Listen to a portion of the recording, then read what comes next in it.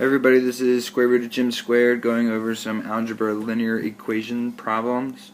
I'm going to talk a little bit about standard form of a line, and then we're going to look at slope-intercept form and how to get from standard to slope-intercept form. We are essentially solving for the variable y. This is standard form of a line. It's ax plus by equals c. This is the slope-intercept form, which is y equals mx plus b. Keep in mind that this b over here, that's a different kind of b than in standard form. The letters don't mean the same thing. M is slope, b is the y-intercept. So if you look at this problem, this is an abstraction. What I've done was I've converted standard form into slope-intercept form using just letters, no numbered terms. So first we subtract ax from both sides.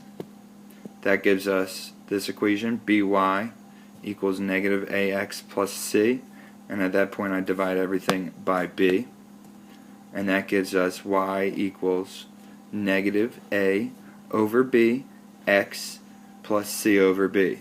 Notice negative a over b is in the slope spot and positive c over b is in the y-intercept slot. Okay, so we have 4x plus 2y equals 10, and we want to convert that into slope-intercept form. First we subtract the x term from both sides, and we're left with 2y equals negative 4x plus 10. Notice that the 10 is plus 10 because the original 10 was positive even though we don't see it. And then we divide everything by 2. Y equals negative 2x plus 5. If we look at both equations side by side, we can see that m in this side is negative 2 and b was 5. And if we look at it on this side, a is 4,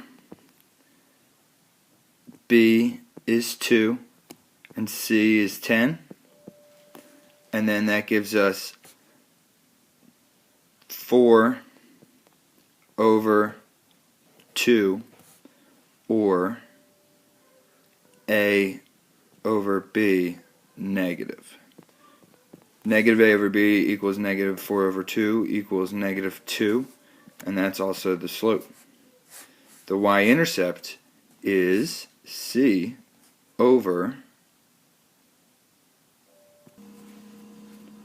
b, and that is the y-intercept. It's a little confusing because there's a b in both sides and they mean different things, but this is how you can tell that apart.